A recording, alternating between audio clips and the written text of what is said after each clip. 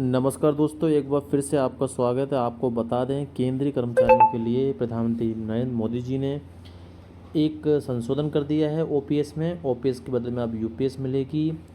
अब इसमें क्या नियम है वो हम देखते हैं। सबसे पहले 1 अप्रैल 2025 से लागू होगी। रिटायरमेंट हो चुके तो भी लाभ मिलेगा। यानी कि आपको बता दें कि 2004 के बाद 2005 में जब एनपीएस लागू हुआ था, ओपीएस ख़त्म हुआ था, उसके बाद के कर्मचारियों को सभी को लाभ मिलेगा और 1 अप्रैल 2025 से लागू होगी।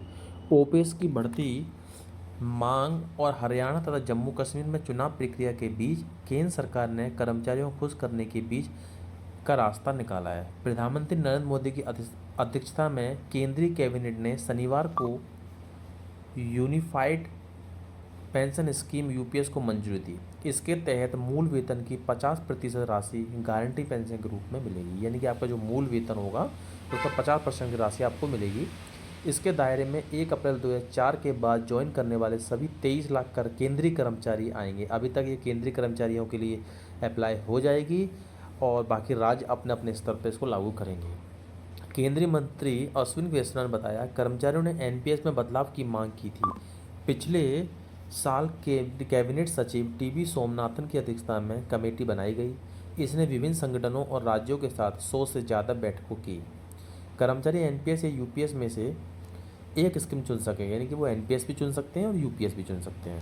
राज्य भी इसे अपना सकेगा। ऐसा होता है तो केंद्र और राज्य कर्मचारियों की संख्या 90 लाख हो जाएगी। यूपीएस 1 अप्रैल 2025 से लागू होगी। इस फैसले का सरकारी कर्मचारियों ने स्वागत किया है।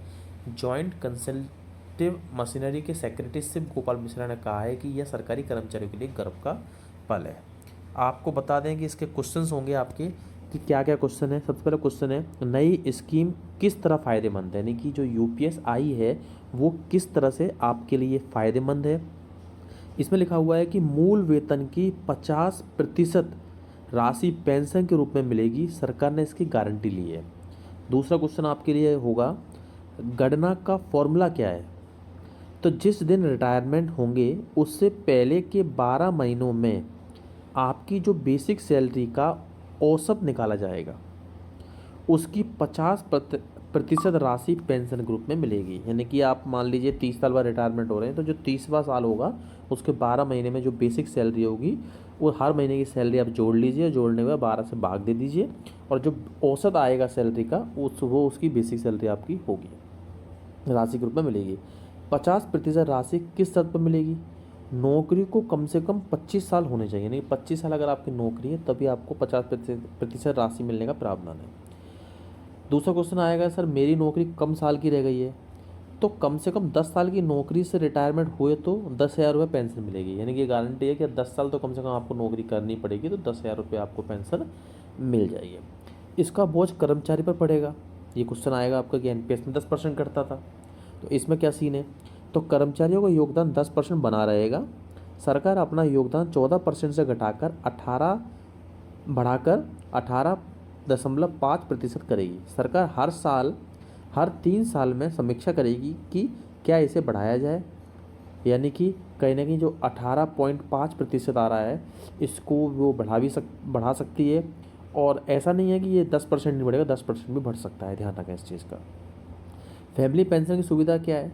कर्मचारी की मौत पर फैमिली पेंशन मिलेगी। जीवन साथी को बेसिक सैलरी की 7% पेंशन मिलेगी। गणना मृत्यु के वक्त आखिरी महीने की बेसिक सैलरी से होगी। दूसरा, योजना का फ़ायदा किसके से होगा। जो 2004 के बाद एनपीएस के तहत ज्वाइन हुए थे, 31 मार्च 2025 तक रिटायरमेंट हो चुके हों या होने वाले हों को भी लाभ मिलेगा। एरियर जो होगा वो सरकार ब्याज के साथ देगी। ब्याज पीपीएफ के बराबर दर से मिलेगा। आपको बता दें 2005 के बाद जो एनपीएस लागू हुई तो उसके उस समय को लेकर 2025 तक, 31 मार्च 2025 तक जो रिटायरमेंट हो चुके हैं उनको भी इसका लाभ मिलेगा। अगला क्वेश्चन है, एनपीएस वाले यूपीएस चुन सकेंगे। हाँ, वे भी यूपीएस चुन सकेंगे। दूसरा, यूपीएस का और कोई फ़ायदा, महंगाई सूचकांक को भी शामिल किया गया है। जिस हिसाब से महंगाई बढ़ेगा, महंगाई राहत है, डीआर भी बढ़ती रहेगी। एक मुफ्त लाभ क्या है। ग्रेजुएटी के अलावा रिटायरमेंट की तारीख पर मासिक परिलब्धिक वेतन प्लस डीए का 1/10 का हिस्सा नौकरी के हर 6 माह के लिए मिलेगा।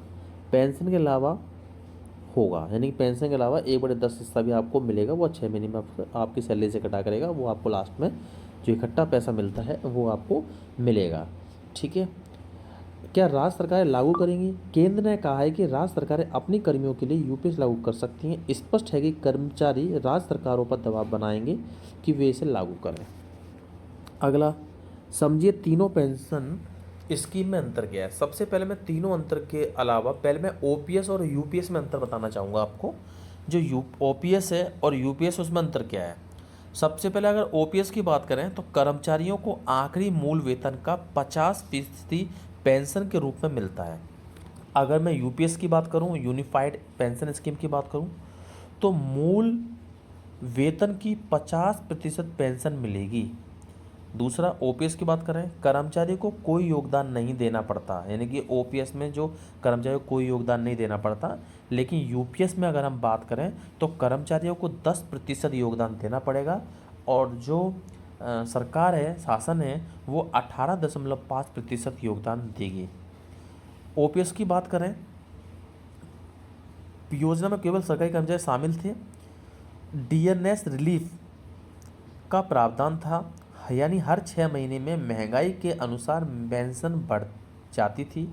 20 वर्ष की सेवा पूरी होने पर 50% पूर्ण पेंशन के हकदार होते थे। यूपीएस की बात करें तो कर्मचारी का एनपीएस की तरह बाजार से जुड़ा निवेश नहीं होगा, यानी कि यूपीएस में एक अच्छी बात आपके लिए आ गई कि वो गवर्नमेंट 50% पेंशन की गारंटी दे रही है, बस शर्त यह है कि आपकी जो नौकरी है वो 25 वर्ष पूरी हो जानी चाहिए।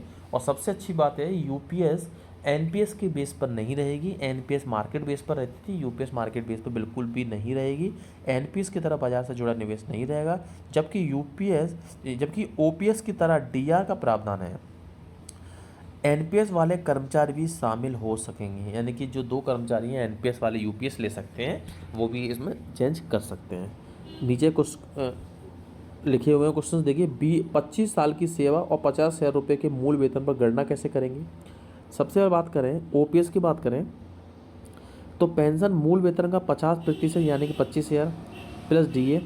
अगर फैमिली पेंशन है तो जो मूल वेतन है उसका 30% यानी 15,000 रुपये प्लस डीए। न्यूनतम पेंशन 9,000 प्लस डीए। ये आपका ओपीएस है। यूपीएस में बात करें तो मूल वेतन का 50% यानी 25,000 प्लस डीआर। ओपीएस में डीए मिलता था और इसमें डीआर। इसके अलावा फैमिली पेंशन है मूल वेतन का 7% यानी 30,000 प्लस डीआर। न्यूनतम पेंशन 10,000 प्लस डीआर। थोड़ा सा अंतर है। यूपीएस में ग्रेजुएटी में नुकसान। यूपीएस में ग्रेजुएटी में नुकसान क्या होगा, यानी कि जो यूनिफाइड पेंशन स्कीम आई उसमें क्या नुकसान है। 25 साल की नौकरी और 50,000 रुपये के मूल वेतन पर पुरानी पेंशन स्कीम में ग्रेजुएटी 12,37,500 रुपये हो बनेगी, जबकि यूनिफाइड पेंशन स्कीम में 9,37,500, लगभग 3 लाख के आसपास आपको नुकसान है।